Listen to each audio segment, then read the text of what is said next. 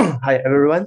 So I think most of the speaker today is already joining with us now. And yeah, I would like to invite you to turn on your camera. So most of us, some of us are first time meet each other maybe. So it's a great honor to organize such our event to invite so many distinguished guests. So I think our time is up, and let me start to kick off the today's online discussing. So uh, before before I before at the very beginning, I would like to introduce today's the distinguished guest. So my name is Lu Chuanying, and the director of the Research Center for Global Cyberspace Governance, and also our senior fellow of Shanghai Institute for International Studies.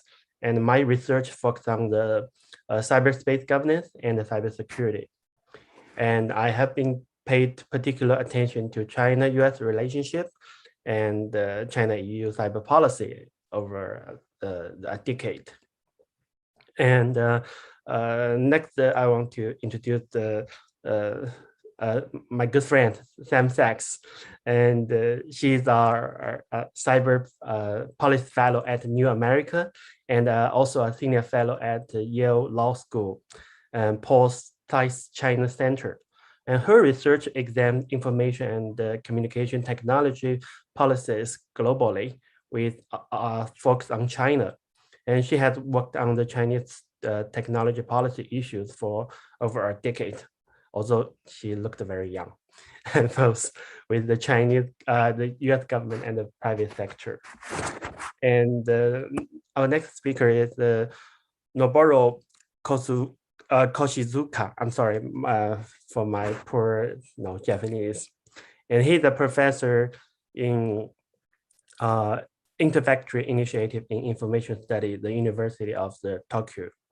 And in the university, he has founded and now is directing the UTODC, Open Data Center, the University of Tokyo, which is the first research center of open data in Japan recent years. He has been actively contributing to the activity of open data to the public sector, such as the national and the local government in Japan. He's also our chairman of the Data Security Alliance, member of the Digital Government Ministry Council Data Strategy Task Force of National Strategy Office of Information and Communication Technology, and Cabinet Secretary to Japan. And also he has a long achievement. I'm just read this one. And also next I want to introduce Professor Mark Findlay. Is a professor of law at Singapore Management University and a director of Center for AI and Data Governance. Well, he's a professional research fellow. In addition, he has the honorary chairs at the Australian National University, the University of Edinburgh, and the University of New South Wales, as well as being honorary senior research fellow at the British Institute for International and Comprehensive Law, and also an honorary fellow of the law school, University of Edinburgh.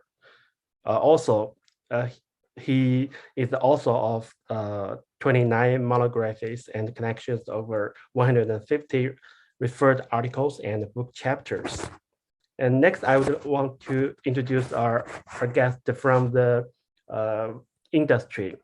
Dr. Renee Arnaud is the Vice President of Public Affairs Strategy at Huawei Technology, which is a famous ICT company globally.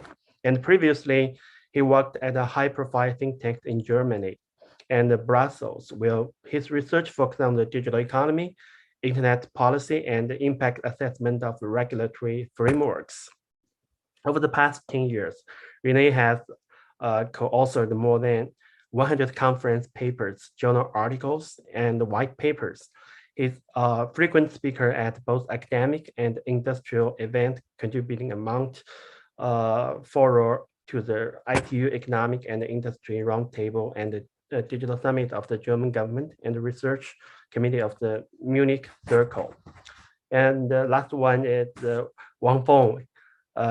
He's the editor-in-chief of very famous media, FT Chinese, and I'm personally a big fan of FT Chinese. And the official Chinese edition of the Financial Times, period to the FT, he worked at the various international and Chinese news organizations in senior editorial leadership roles, including Taijing Journal, magazine, Reuters, and South China Morning Post.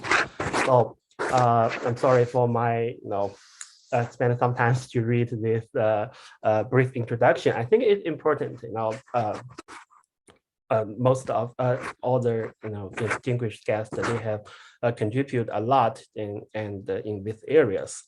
And as a moderator, I want to say something again for why we organized this roundtable, because they already have been too much discussings of the topics of the technology, China-US relationships, decoupling, all this, on these issues. But most of them are focused on the conflict, confrontations, and also some of them are focused on the geopolitics games. But those are not the full picture of the digital space. No, we have been seeing the dangerous trend of the balkanization of cyberspace, and also the split of the global supply chain of the ICT. We also think a lot of the political interfering of the global market of the ICT and the science and engineering corporations globally, which now is based on the globalization. Now I think it's time for us to reflect the future of the digital technology as well as the cyberspace. I want to reiterate that although the big power relations are important, but especially the Chinese China-US relationship, it's not a repeat of the US-Russia relations, and we're now experiencing the confrontation, the competition, but it's not the Cold War. I personally believe it is not a tech Cold War. So we should not be jeopardized by some extreme ideas on and we need to move forward and to realize what the truth of the digital technology, and that is the reason why we want to invite you guys, and we also invite some of the guest scholars and medias to join with the discussion today. I want you guys to share with your ideas, knowledges on how to avoid the future balkanization of the digital space and promote more cooperations in the future. And according to the agenda, I'm also the first speaker. I don't know why I put myself as the first speaker. I should be the latest one as Euro, but it's okay. So I want to focus on the current research of my research is the insecurity dilemma and the trust building, and I think that is the cybersecurity and also the cyberspace governance for a decade, right? And we have been joined with a lot of the bilateral dialogue as well as some multilateral negotiations as the UNGGE and the global effort on the fighting with the cybercrime. But unfortunately, we didn't get any of the achievement of the global institution building. So I have been asking myself and my colleagues why the past experience did not help us to promote the cooperation and to establish some of the institutions globally for states to cooperate. And I did not get too much answers. So then I turned my research focus on the technology itself. And I like to use the word insecurity dilemma to describe the current situation of the digital space or cyberspace. So people are all familiar with the security dilemma, right? It's more like to describe an arm race, right? When you feel to increase your army and you make your neighboring countries not feel safe, so he will increase his army. Then it's our arm race. Also, is the typical example is the Sparta and Athens relations in the history. So, but the insecurity dilemma is it's because of the unique nature of the digital technology. Because we know it's created by the human being, right? It's not something from the nature. So everything in digital world is coding. It's right by the human being or engineers, student. So the problem is compared with the physical world, which has the billions years of the evolution. So a lot of the bad part have been reduced. But in the digital world or digital technology is growing so fast, we do not have a long-term experience of evolution. So there always the bug, always the vulnerabilities. So the state always feel insecure, and because you're not capable to protect yourself, your lack of the confidence to protect yourself. So in these situations, we're trying to exaggerate the threat. We try to blame the eternal influence, and also we do not trust each other's. So that is a lot of the phenomena can be traced back to this unique nature of the insecurity in cyberspace. And then the next question is how to avoid this insecurity dilemma, and how to reduce its impact to the state behavior in digital space. Then my suggestion is trust, and also the keyword of a lot of the speakers today's topics. And trust, we have the consensus that trust is the most important thing in digital technology or digital governance. But we should admit that we are lack of trust for between China and the US, and also China and the EU and a lot of the countries. But how to build trust? And I think also we need to go back to the technology. We need to increase our understanding of the technology. We need to admit the unique nature of the insecure of the digital technologies, right? So, but also we need to understand who knows the technology, right? It's technicians, scientists, as well as the tech companies who already have a lot of their talents. And the last one I think is the politician.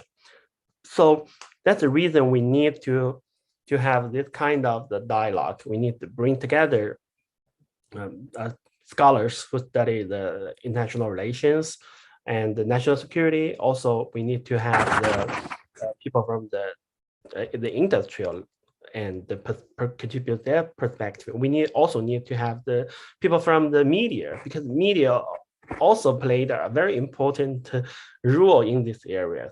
And but unfortunately, to be honest, I think most people do not realize that the importance of the technology itself. So if you read the media, I'm not criticizing the media, but if you read the media report, there are a lot of the lack of the evidence, the accusations are some things are not be proved. So my suggestion is, we need to go back to the technology. We need to go back to the past.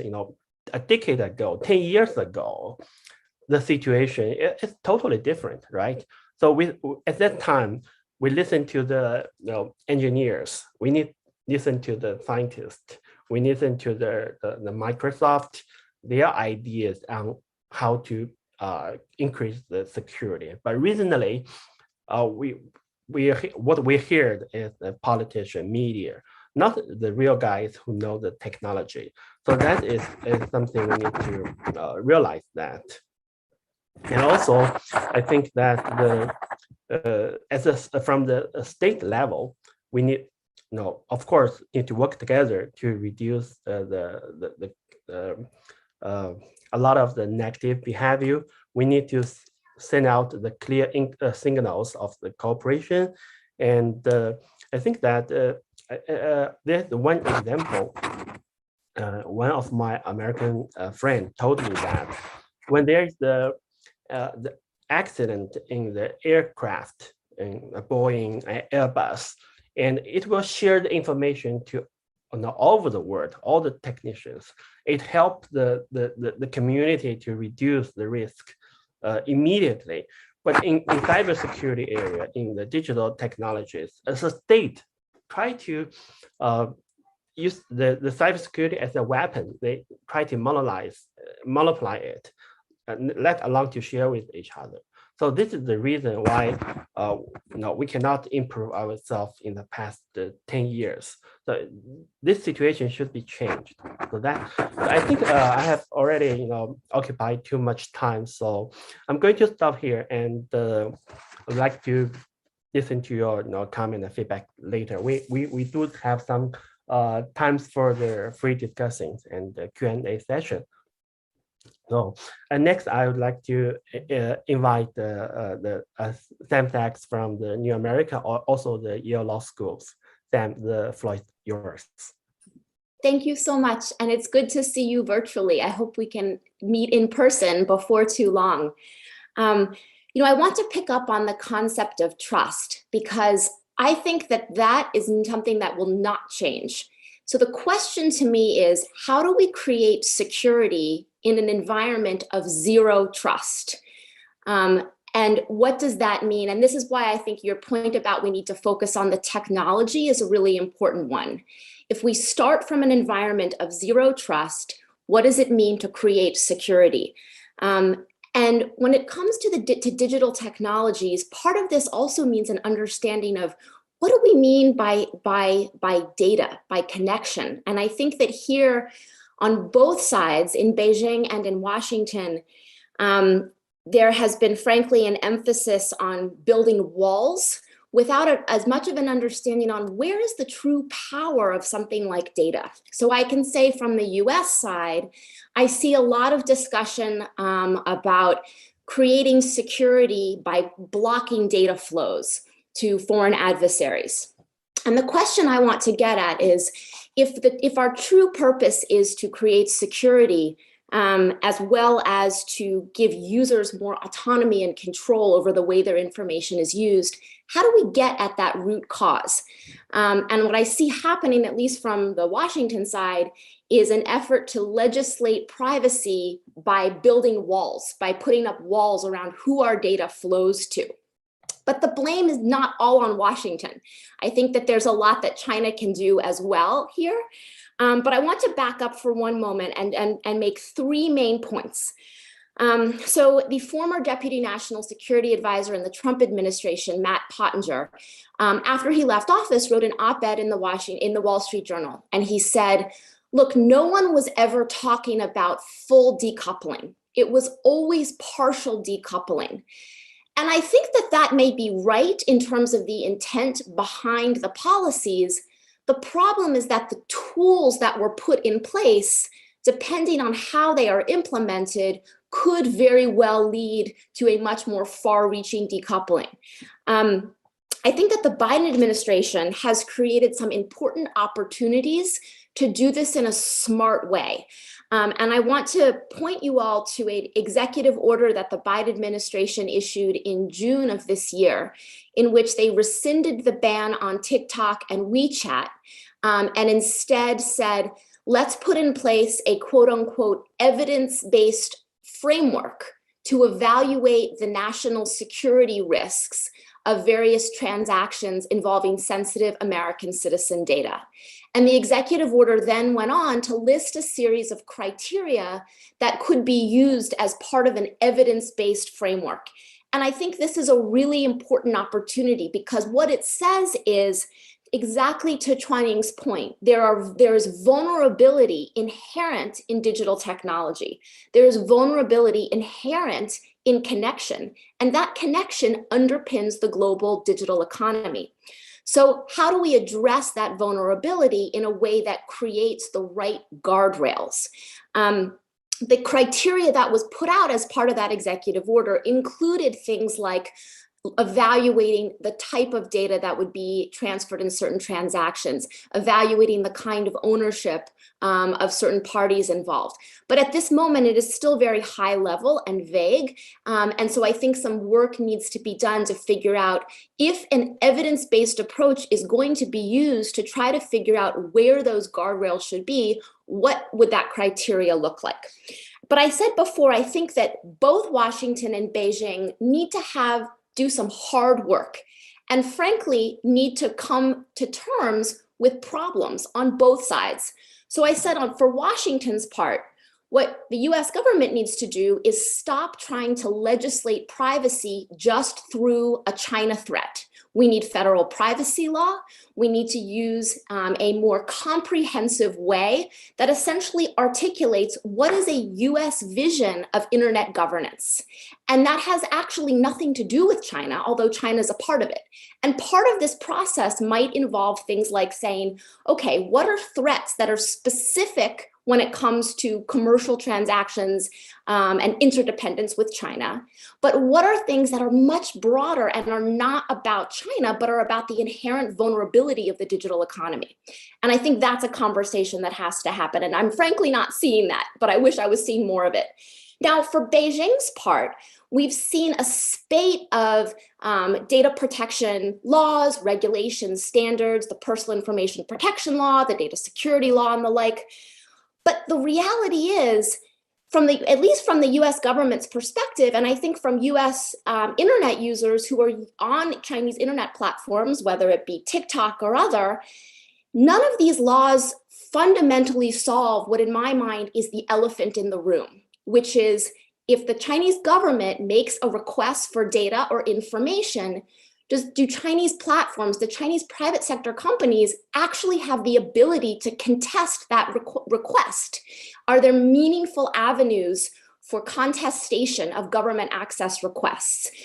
Is there transparency? And I've heard anecdotally, I know that companies very often reject government access requests for data, but there are no public examples of this. There are no examples where companies that we know of can go into a court and say, we're not going to turn over that data, right? So while there may be informal checks on surveillance in the Chinese system, those informal checks are not sufficient to build the kind of trust, or even absent trust, a kind of security guarantee of how that data will be handled. So with that, I'll stop and look forward to the other comments.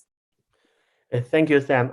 I think I very agree with you that sometimes we are just at the wrong directions, right? Like the build a war to solve some of the privacy issue or security issue. And also you raised a very important issue, is how the role between government and the private sector. This is a new areas. So I think it's need the really need to a bilateral dialogue from the governmental level to establish some of the standard. There's not just the Chinese digital companies in China, but also the American companies here. Sometimes you have the Microsoft, almost all the big companies have the business in China. So how to adapt some rules for the government and the private sectors? I do think that the G2G levels agreement will serve the most important for solve this problem. And yeah, we can discuss it later. And next, I would like to invite Professor Noboru from the Tokyo University. Yeah, thank you very much. Yeah, Noboru Koshizuka, yeah. And can I share the screen? Yeah, sure. Yeah. Can you see my slides? Yes. Yeah.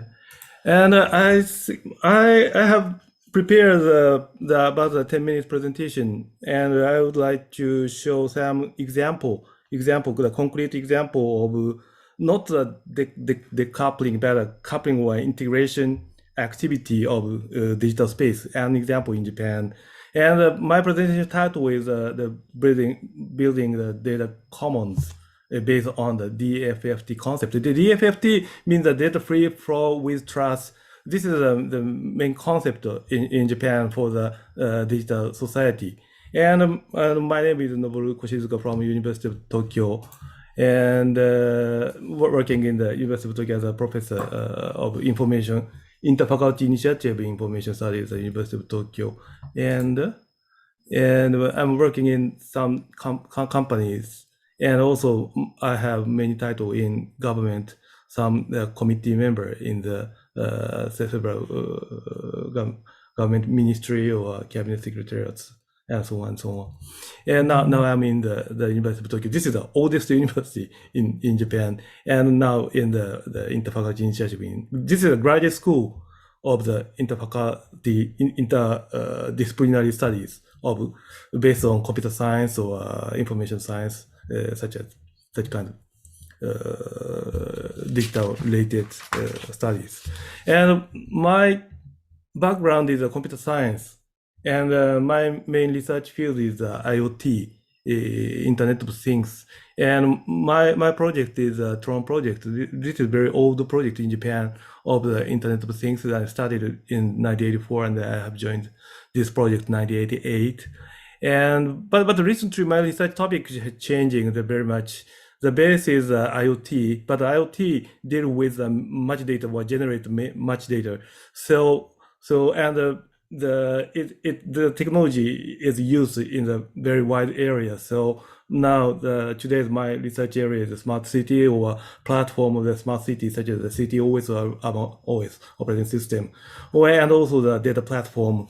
And data platform is my main research topic or working activity topics.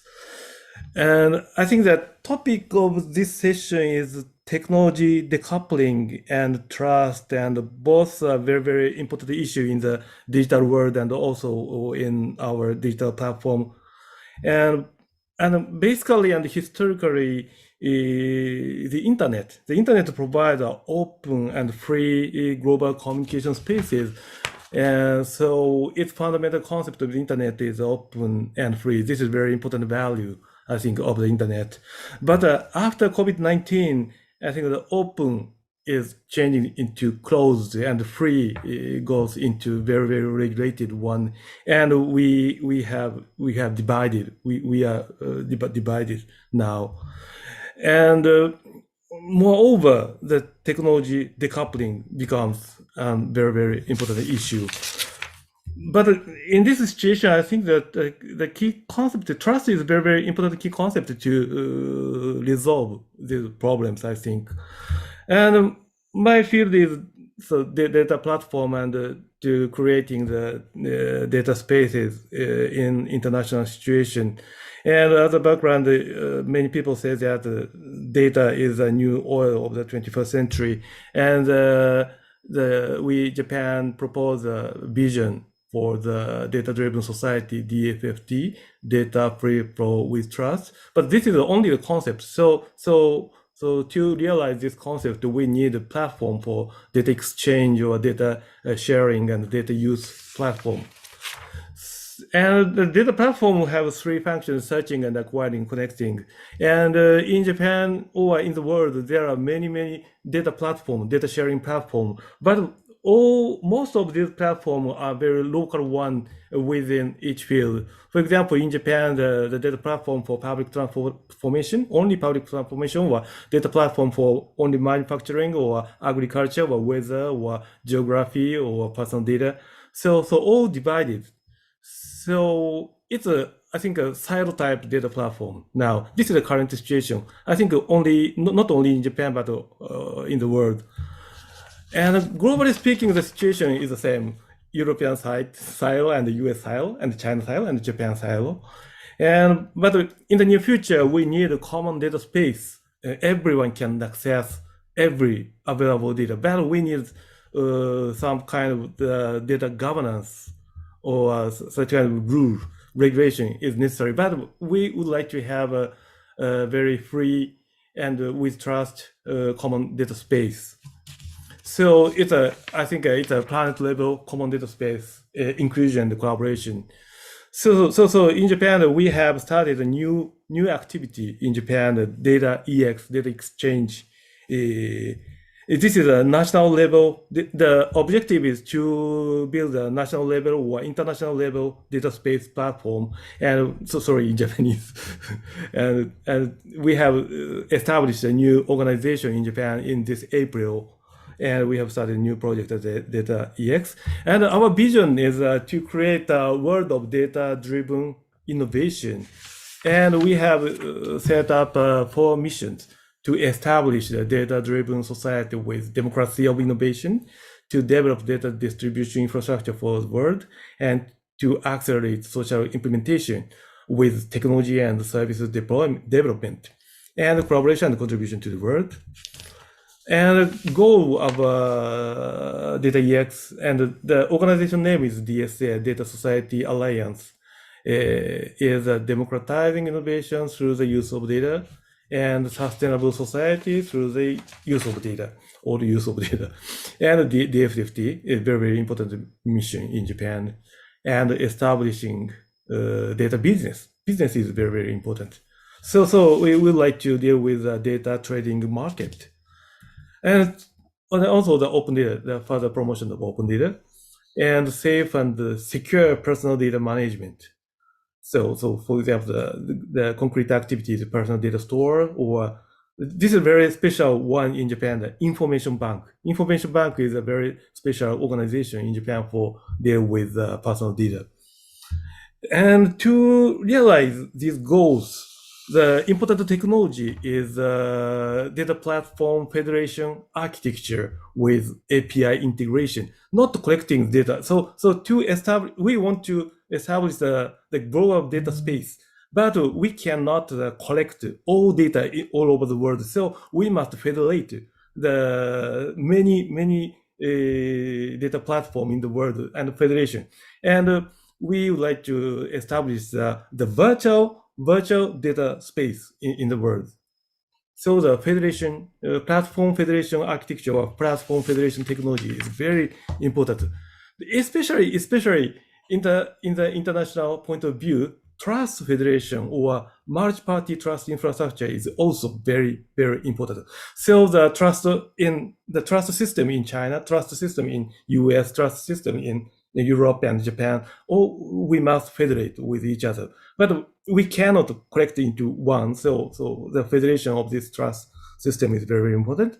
So, and also the governance neutral generic data platform architecture and global and international cooperation is also very important. I think these organizations are very famous and important data platform activity in Europe and China and India and the United States. Gaia X, Fireware, International Data Space Association, BDX, this is China. I think the data market system, and Xroad in Finland, and MyData or India Stack. So we must federate these all activities for the global data spaces. And our concept of our project Data EX, this is the situation in Japan. the data EX is adopted in Japan national data strategy. So, for example, sorry, in Japanese, this is a government document in the Japan national data strategy first draft summary last December. And data EX is adopted in the Japan national data strategy as a national level data sharing platform in Japan. So the discussion is, I think in the data platform, the trust is very, very important, and both they have a very deep relationship, and the material, the previously distributed from the proposals, the IMD report, proposing the 4 building blocks for the discussion, the individual and the technological and the organizational social. And I'm a computer scientist and engineer, so the point of view of the technological, I'd like to focus on. And this report proposed 4 technology solutions, self-sovereign identity, such as I think distributed ID, DID is this kind of technology, and confidential compute, and distributed ledger like a blockchain, and homomorphic encryption, cryptographic primitives. Now we have much more technologies. So I would like to add the privacy preserving machine learning technology. I think that in China, this kind of technology, the research is very, very active. Such as federated learning is a name in the Google, and split learning or such kind of privacy preserving or privacy enhancing machine learning technology is very important, because the machine learning must collect much data from many fields. So the distributed learning or federated learning is very important. And the secret calculation, zero knowledge proof. So more and more research and sharing this technology research result is necessary to go beyond the technology decoupling. Thank you very much. Thank you, Professor Noboru. And I think if anyone has question to the previous speaker, and can raise your hand, and if not, we can continue our discussing. I think we only have 6 speakers, and we can go smoothly with one by one, and then we have some time for Q&A. Okay, if that's okay, I would like to move to the next session, and the trust building. And Professor Noboru already mentioned some of the report of the white paper. That is a very inspiring white paper I've been read. And then I would like to invite Dr. Renee Allard from Huawei companies.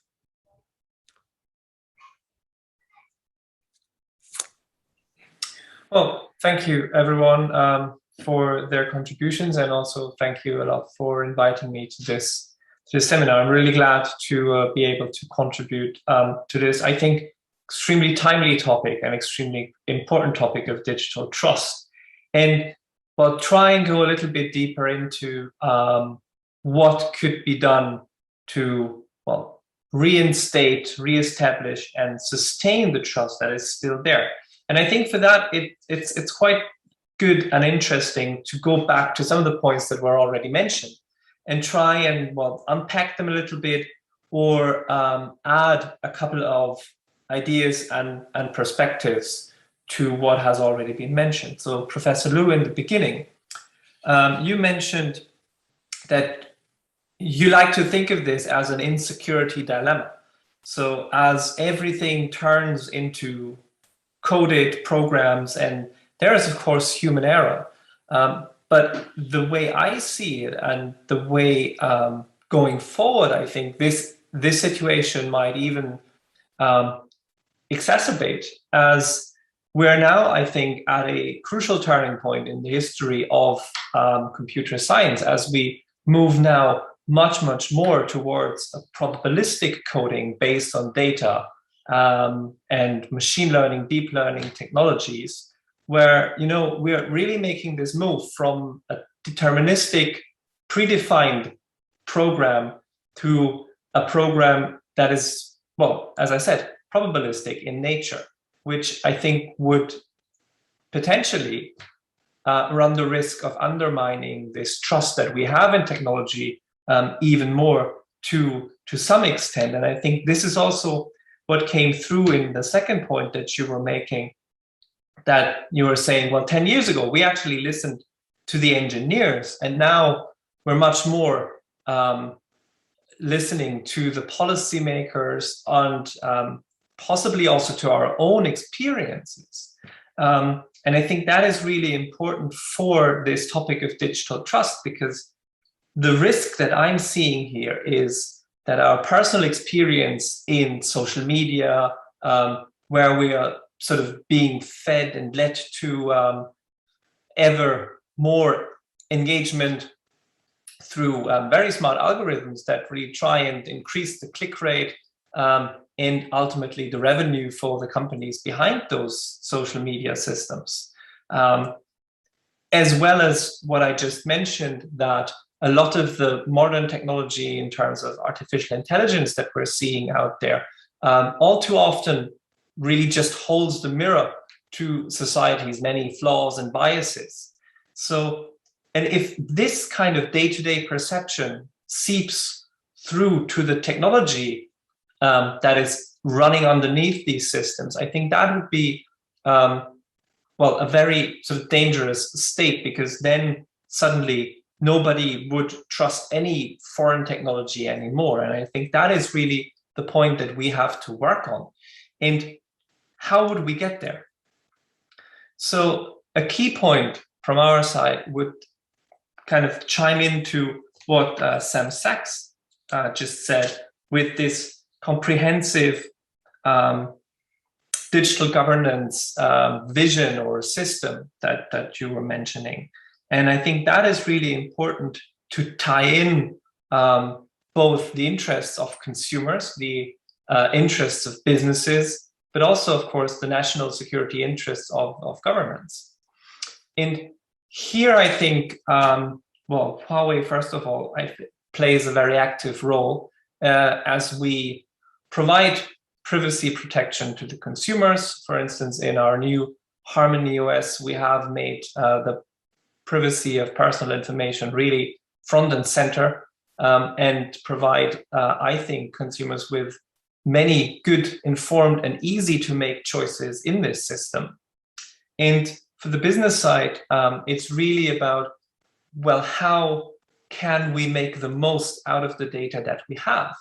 And I, for one, would argue that it's really not so much about keeping the data to yourself that provides the most value, but the most value actually comes from using and sharing the data rather than the data itself sitting there in a storage somewhere, no matter really where that storage is.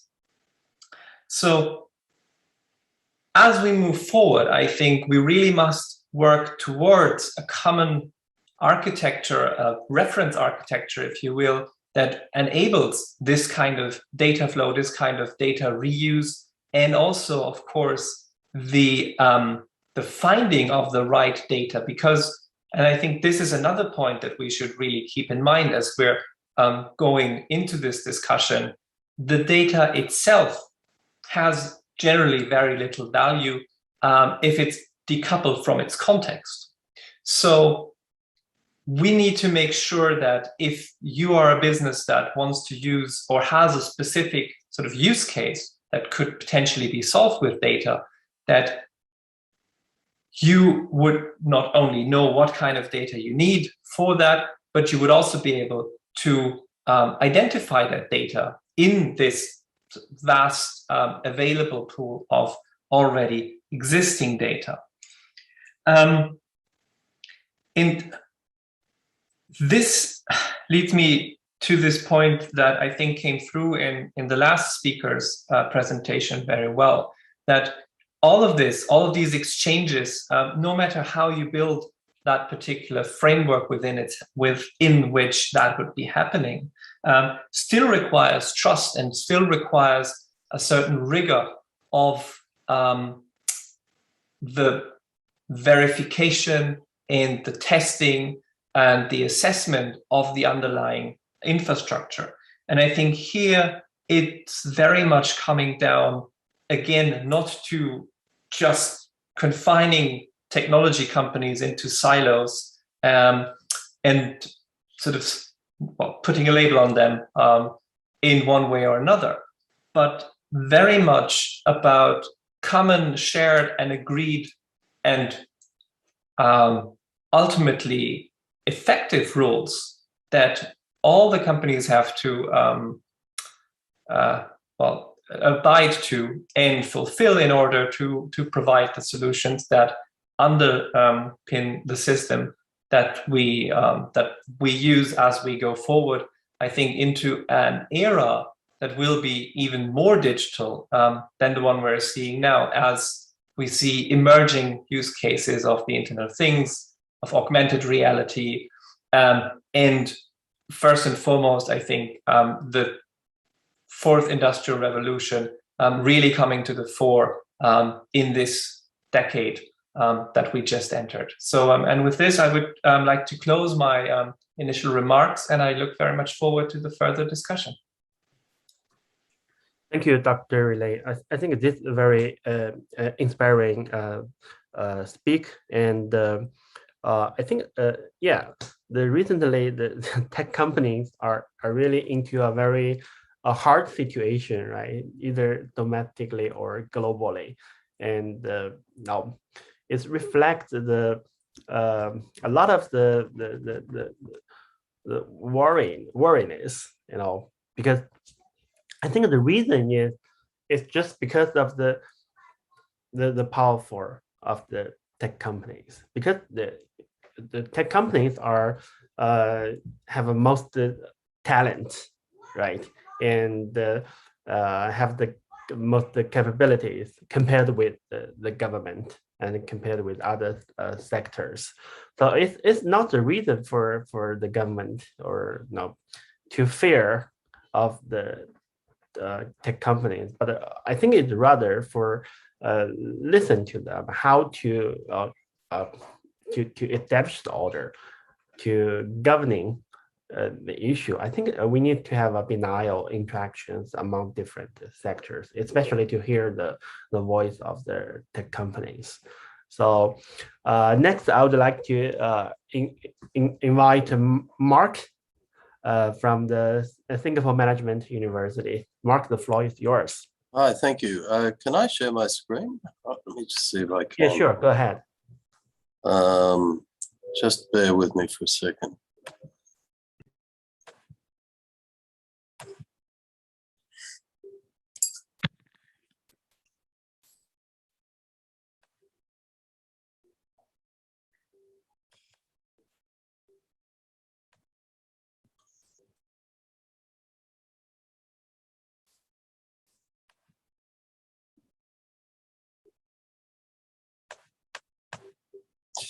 Okay, very quickly, the points that I wanted to make about trust really relate to several fundamental concepts that I'd like to suggest to you.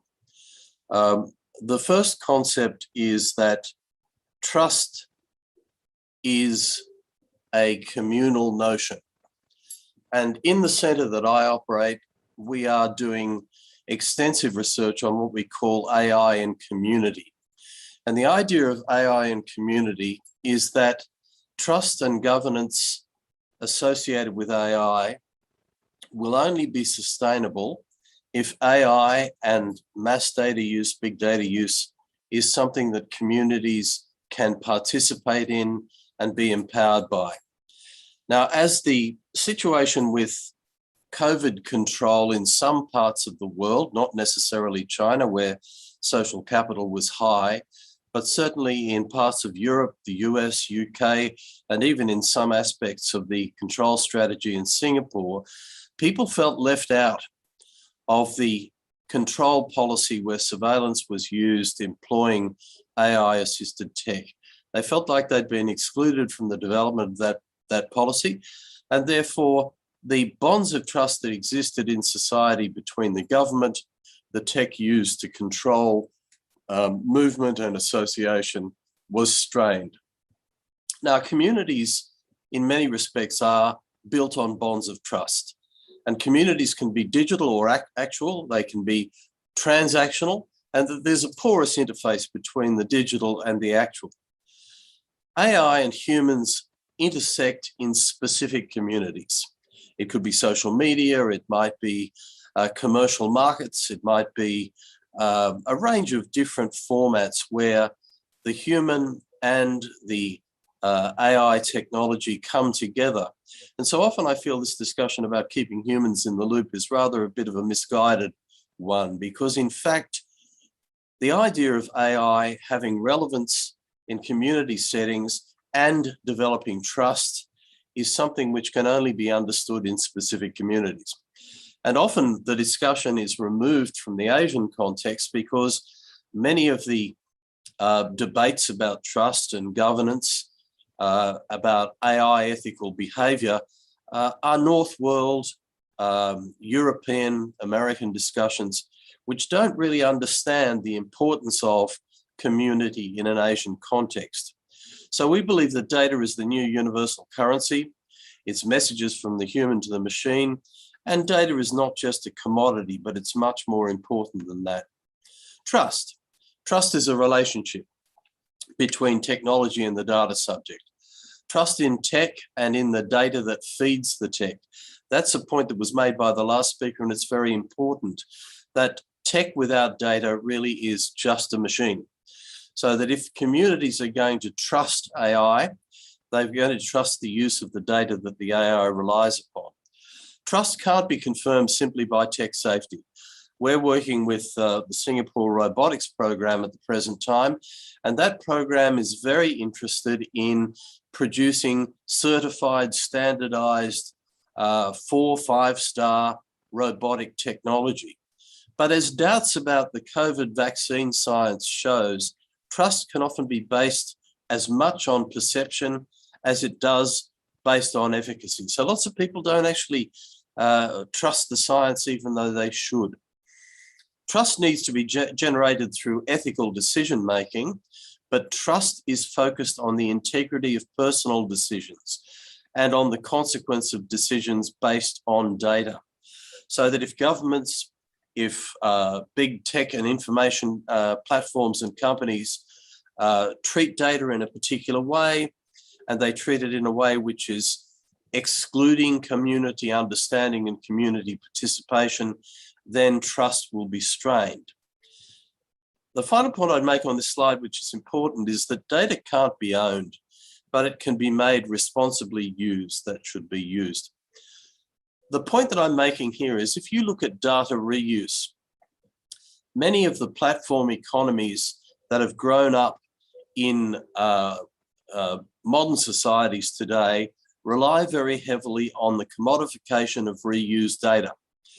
But much of that data, particularly if it's workplace data or if it's data that grows out of the transactions between customer and service providers, when that data becomes commodified, becomes a market product, is taken away from the data subject, then what you find in that situation is trust breaks down. People realize, as the cases against Uber and Grab in Europe and the US have shown recently, that drivers working for those companies have lost trust in the company platforms because the platforms have concealed data reuse and have restricted the possibilities of workers participating in that process. Okay, very quickly, what's the answer of our centre to this idea of trust emerging from AI and community? It's what we call digital self-determination. Digital self-determination is a process of empowering data subjects to be able to oversee their sense of self in the digital sphere. So it's a concept of giving the data subject the opportunity to say, this data, which came from me, about my community, should be managed in part by me and by my decisions. And it's not just a question about privacy, because much data is actually shared and communally produced, but it's about the idea of having respectful access, responsible use, where the data subject can be a central player. How do we translate digital self-determination into practice? It's a balance between individual and collective sentiments. There are ways in which data designated as essential for digital self-determination can be directed towards social good.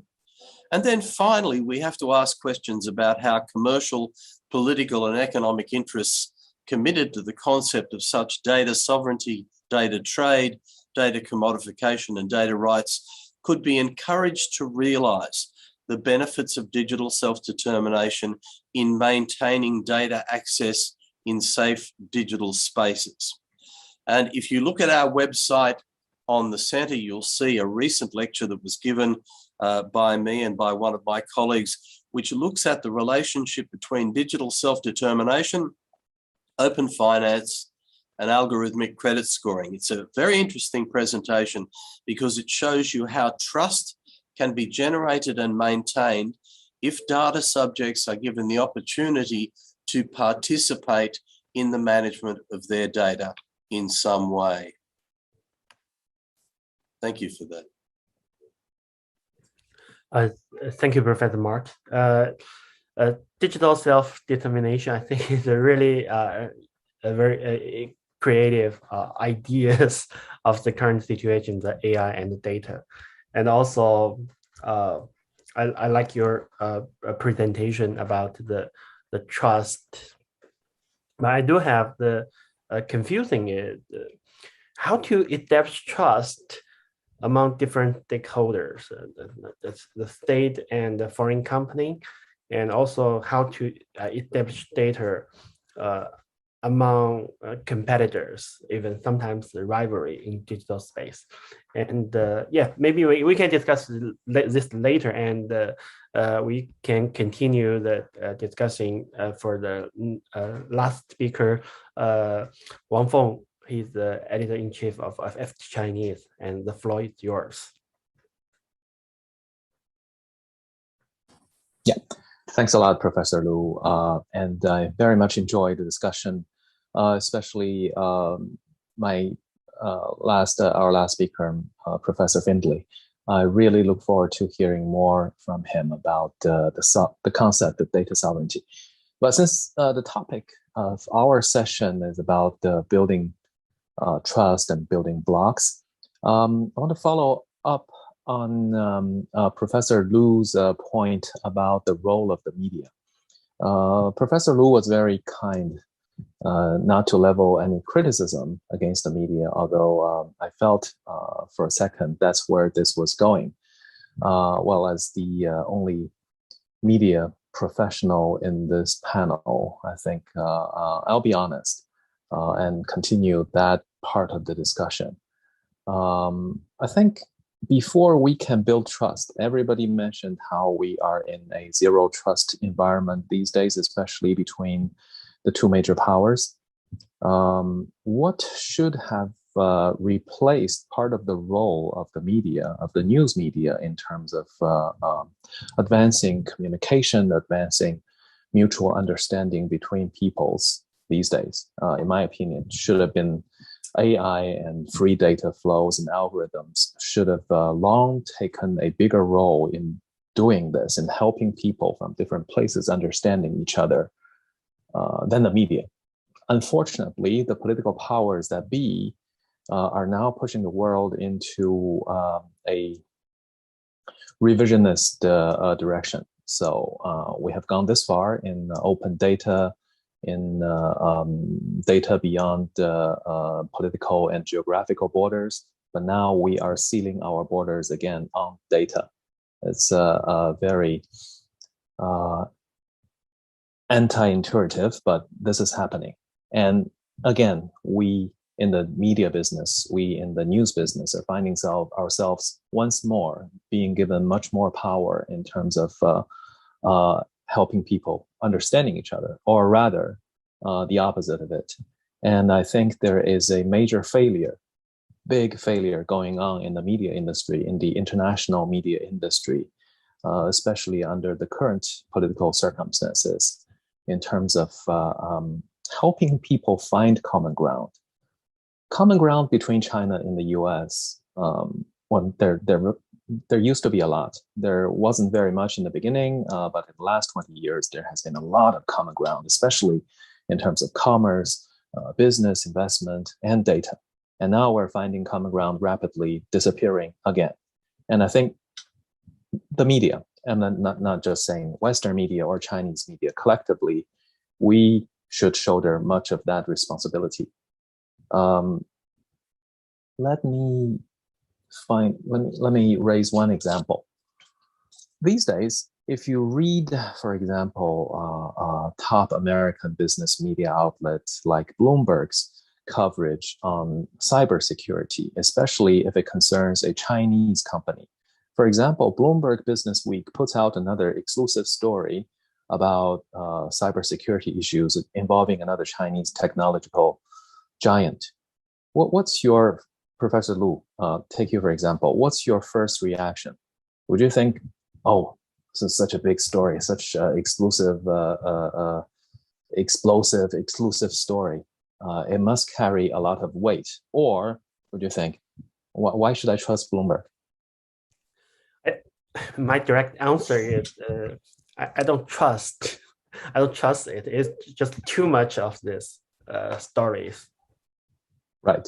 If I could be more specific for you, I think we all know that Bloomberg sort of ruined part of its reputation with a couple of high-profile exclusive stories in the last few years. And again, this is not just a story of Bloomberg. This is the story of every other major international news organization. Collectively, I mean, I want to be fair. Collectively, they are still the most important carriers of information, especially in this increasingly isolationist world. Their coverage on China, for example, on Chinese companies and businesses and cross-border trade is still indispensable. Without them, all the major banks, the financial organizations, the businesses, they're going to go into chaos. These major international news organizations still hold such an important responsibility. They're largely still doing a very good job. But on this very important front of cybersecurity, cyber trust, I think they are doing a particularly bad job. Dr. Sachs mentioned Matt Pottinger. It's interesting. I mean, from the Chinese perspective, because I think on this front, given my observations and studies in the last few years, especially during the Trump years, I think I can speak to certain consensus in the Chinese media and think tank community. When we think about Matt Pottinger, we think about a master manipulator of the media. Given the very antagonistic relationship between the Trump administration and the American media industry, we must say Matt Pottinger has done such a great job bridging this huge gap of trust between the US national security apparatus and the American media industry during the Trump years. I mean, I don't have solid evidence, but again, I'm speaking of the general impression and kind of consensus among Chinese scholars and media. So many stories, especially all the misinformation put out by the Trump administration, for example, about the source of the virus, about the coronavirus. A lot of us squarely put it at the foot of the US national security apparatus headed by Matt Pottinger. A lot of the stories, the so-called dossiers recycled from Australian media, from Murdoch media. Again, we sort of understand where that came from. Again, this is, not just pointing fingers at the US media or Western media in general. In China, I mean, I think I can also kind of speak to the Chinese audience experience. We are kind of walking toward each other from the Chinese side. As Chinese journalists, we're kind of trying to reach a consensus, a common ground, with heavy iron boots on our feet. I mean, you all know what I'm talking about. So that's why I'm saying there's a big failure going on in the media industry in general, not just Western news organizations, but of course, Chinese journalists, Chinese news organizations, and the national media and information management and regulative bodies. You're not giving these organizations the kind of access, you're not giving them the kind of power, the freedom to help build, to help maintain this rapidly disappearing common ground of trust. Basically, it's trust in facts. Do we still believe in facts? When major US media organizations report a story on China or vice versa, do we believe anything? Any data they're citing? Do we believe any of the experts they're quoting? This might not be a problem 10 years ago or even 5 years ago. This is a huge problem now. We can't even trust what's being printed from the newspapers and the airwaves on the other side. Then what common ground can we talk about? And we cannot blame all of this on the politics, on the geopolitics. I think to a certain degree, journalists are kind of failing, that they're responsible for part of the failure themselves. We're not working hard enough. We're letting our own ideology, our own geopolitical priorities overwhelm what should have been the journalist's number one duty, which is to report on basic facts. I think I'll stop there before I make too many enemies of my own. Thank you, Wang Feng. And you raised a very interesting phenomenon that it actually, if you take China-US cyber relations, that the media actually played a vital role for the direction of the bilateral relations, because sometimes there's for some political situation is suspended G2G dialogue, and then the media become the most influential power to guide the direction. And also, it's actually before my comment, and I would like to encourage people to raise your hand or open up your camera if you want to ask questions. And I give you some time to think and go back to Wang Feng's comment, the speak. And it also raised an important question of the public attribution in cybersecurity area. And because the attribution is a very technically challenging business, sometimes you cannot find a perfect evidence. So then the public attribution it's become not something to public what you have been attributed. It become just the political attribution or just for some public media's attribution. So that you mentioned the Bloomberg's 2018 case is really I think it's a scandal or shame for the media. I still remember the picture, the white small facility that he said it is the back door of the Chinese factory. So that's something not just reduce the credibility of the industry, but also put a lot of the confusing for the bilateral relations in cybersecurity areas. So I think we at the agenda we have 20 minutes for the Q&A sessions, and who want to ask a question, or even I think the speakers can comment on each other.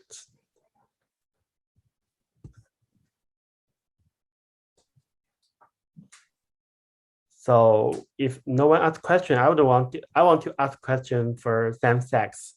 So you raised our write a report on the small yard high fence, which is very popular recently in China. So do you think that strategy will contribute the trust building between China and the US? So I get a lot of questions on this concept of small yard, high fence, which for those of you who are less familiar with it, it was a phrase that was, I didn't actually come up with the phrase, but I get a lot of credit for it. And I actually have plagiarized it. It was the former Secretary of Defense, Robert Gates. Yeah. And I wanted to bring it back into the conversation because he wasn't using it to talk about China, but I thought that it was a perfect sort of concept, because the idea of small yard, high fence is to be selective about what you want to protect in a small yard, but to be aggressive in protecting it. And I thought that this was a useful framework. And when the Biden administration came into power, I think that there was a lot of disappointment, and particularly on the Chinese side, because people expected the Biden administration to pick up this idea of small yard, high fence, or whatever it represented, to be more selective. And yet we've seen many of the tools from the previous administration stay in place. So for example, the supply chain, the information communications technology supply chain order, which basically gives the Secretary of Commerce vast authority to ban any transaction deemed a threat to the digital economy, right? That's just one example of a tool that very much seems not small yard, high fence. But I would say that even though rhetorically these tools appear to be far-reaching, the way that they are being implemented is consistent with small yard, high fence, right? When we've looked at the additions to the entity list, for example, the Chinese companies that have been added to the entity list, they are in my view, these are the right companies to be added. And Huawei is a separate discussion, and we could talk about that separately, because I think that's a much broader geopolitical issue. But that aside, the companies added to the entity list, for the most part, are known to be working with China's military industrial base. There are companies that have been added, for example, that have been tied to surveillance or human rights abuses, which is an expansion of the use of the entity list from the way that that tool was originally designed. But my sense from the Biden administration is they very much want to implement these tools in a narrow way. What happened with Xiaomi, for example, was a cautionary tale. Xiaomi was added to an investment restriction list based on assertions from the Department of Defense that it was tied to China's military base. And a federal judge actually kicked this out and said, this is ridiculous. The evidence that Xiaomi is tied to the military, I think that what the evidence used in the case was something that was put forward was basically that Xiaomi received an award from the government, and this same award had been given to a baby formula and a wine distributor. So the judge recognized this as ridiculous. And I think this has been a warning sign. The Biden administration does not want to put in place bans that are going to be blocked by the courts because of lack of evidence. So the problem, of course, is even if this administration intends to take a small yard, high fence approach, so long as these tools remain in place in writing, who knows who's going to come into power next? And if those authorities could be interpreted in much broader ways depending on who's in power, and they give broad discretionary authority, which is worrisome. I also want to Professor Mark, do you want to reply to my previous question to you, how to establish trust among different stakeholders, or in difficult situations among competitors, or even rivalry sometimes?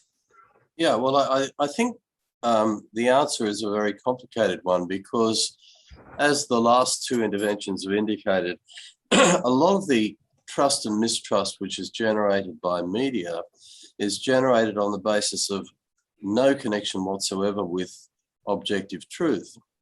And that's in many respects due to the fact that the social media machinery that we live by, whether it's in China or in the US or in any part of the world, is operating around echo chambers to reinforce the particular worldview that we might have.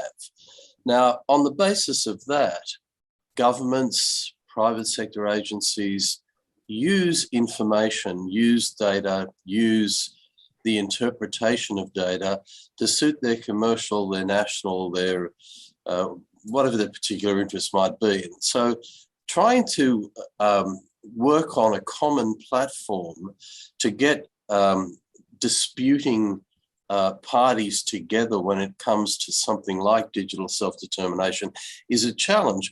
But the reason that I think it's likely to have more success than having a sort of litigious situation where you have rights on this side and rights on that side, and parties that go to court to argue a particular commercial interest. Whatever happens in that environment does not produce a consensual outcome. It doesn't produce a better tomorrow. It just argues for the interests of one party against another. Now, it's become very clear that the world, whether it's a China view of the world or whether it's an EU view of the world or a US view of the world, when you talk about things like data trade, for example, there is a genuine common global position that data access has to be more open, and it has to be more available, and it has to be something which generates, if you like, a new approach to the way in which free trade would operate. Now, I can see in many respects that the common interests that exist between parties in a data environment are often greater than the opposing interests. And those common interests might, in fact, generate an environment, a consciousness, which is much more likely to move away from an argument about self-interest towards an argument again about social interest, about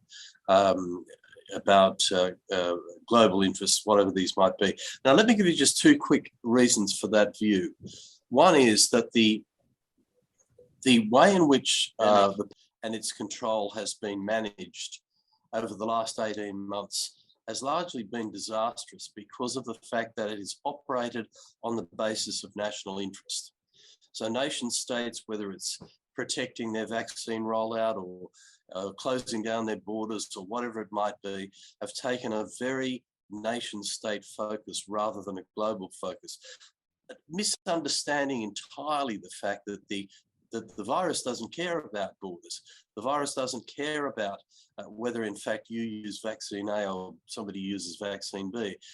The attitude has been entirely the wrong one when it comes to shared interests, common interests, the possibility of generating a much more successful approach rather than wasting our time arguing politically about where did the virus start and who is responsible. The second reason that I'd argue that consensus and that an era of open access might be more possible is the research that we're doing on intellectual property. And a very significant number of governments around the world, including China, still believe that IP is the way of protecting their know-how and stimulating innovation. That's rubbish. In fact, if you talk to the majority of young startup innovators, they're much more interested in open access than they're interested in IP protection. So if this is and I would challenge anyone who disputes this position not to talk to exclusive license holders in IP, talk to young people who stream music, talk to young innovators who are very keen to access the best information from whatever open access sources they can. These people are not concerned about whose money, whose rights, whose possible property. They're concerned about access. Now, my concluding remark on this is, if I'm right, if the climate is a climate for access rather than a climate for exclusion, then the huge challenge is, how do you make that responsible? Because if the world wants data access, we are in a very, very challenging world, because data access sounds like a fantastic concept and something which is going to produce much better economic sustainability and, controlling global crises, whatever it might be. But there is always the opportunity that a monopolist will be introduced and that goodwill will simply become commercialized again. And when that happens, you're in the same problem that you were in before. So I'm advocating the possibility of a much more access-oriented society because I have a belief that younger generations of users and innovators want that to happen. And if we can get that energy directed towards responsible use, then my ideas are most probably much more positive. Thank you for your answer. And you mentioned about the data. I would like to raise the question to Professor Noboru. And you do mention a lot of the data innovative institutions within Japan or internationally, and also data is quite hot topic in China. You have the national government who are building some laws or regulatory instrument, but the regional government like Shanghai, Shenzhen, and Hainan and Beijing are very active, try to move forward on the data cross-border. So my question to you is how that is that possible to solve the security concern and to create our environment for data cross-border, for data trade or exchange. Yeah, I think that there are many points in security. I think that in a sense of technology, the security can be solved by technology. But the most important point is data governance. Data governance is very, very important. And so cross-border data exchange or data sharing, we must build a common rule, international common rule, I think. But so the most important point is how to make the common rule. For example, the data governance rule in China and the data governance rule in US and data governance rule in Japan and EU, all different and based on the all different values. But for the international data exchange, we must set up some common ground rule. But so how to make the who has the leadership of such kind of rule is, I think, very important. And in this case, for example, from the point of view of Japan, I think that China and the United States is a leading country of data area, of ICT area. But from like our very small countries, China and the United States is very special country. The size is very special. And the organization and rule is also very special. And we, Japan, or other Asian countries, small countries, and the small European countries, these two big companies, very, very special companies. So rule is also, I think, the very special rules. So how to make the international common rule or regulation, or how to agree with such kind of rule is, I think, very important. That's a key point. So for such purpose, we must collaborate, and human-human communication and such a kind of collaboration is very important of the first step of such kind of rule making, I think. Yeah, thank you. So I agree with you that the multilateral arrangement is critical, and the WTO already launched kind of the data cross-border negotiations. But I can I'm not very positive about that because the security issue is still there. So if we are not be creative enough to accept more energy or ideas from the young generation to create a framework and to satisfy the security concerns, then the process will be really hard. As I said, that in the last 2 decades, we have been put a lot of effort on the global effort on the cybersecurity in cooperation, but nothing has been done in the past.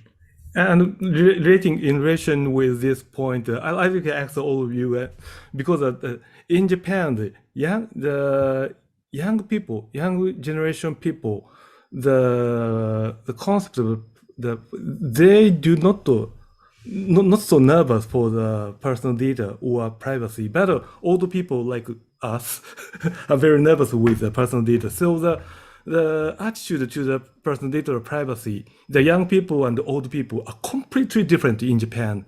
How about in other countries? For example, so in old people are very nervous for the privacy, but the young people are not so nervous. So how about in other countries? I think that in China, maybe people are not so sensitive as people in European Union. So because China has a tradition of the big family, right? You have the 3 generations live together. So in our building, so it's hard to protect your privacy because it's very easy to be observed by other people.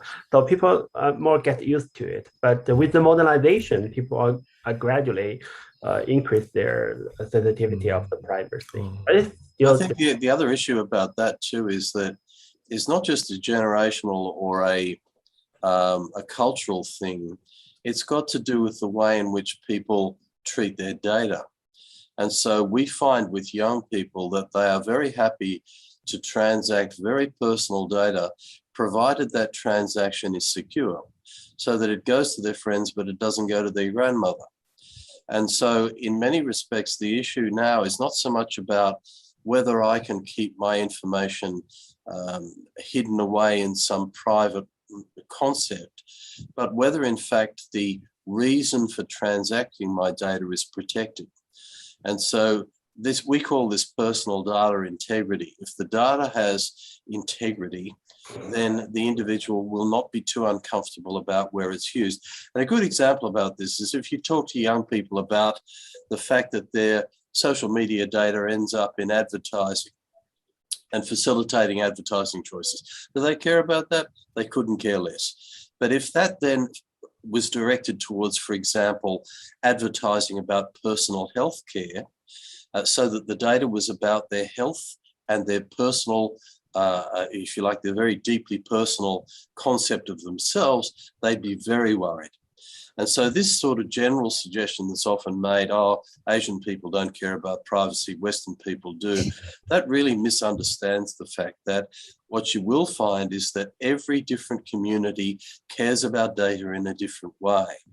And so Chinese people give a lot of social capital to the state, whereas people in the US and in the UK don't.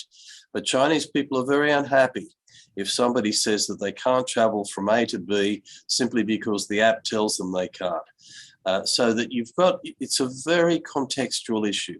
And I think the best thing we can do when we're talking about something like this is to say the message is something which the message maker wants to be protected.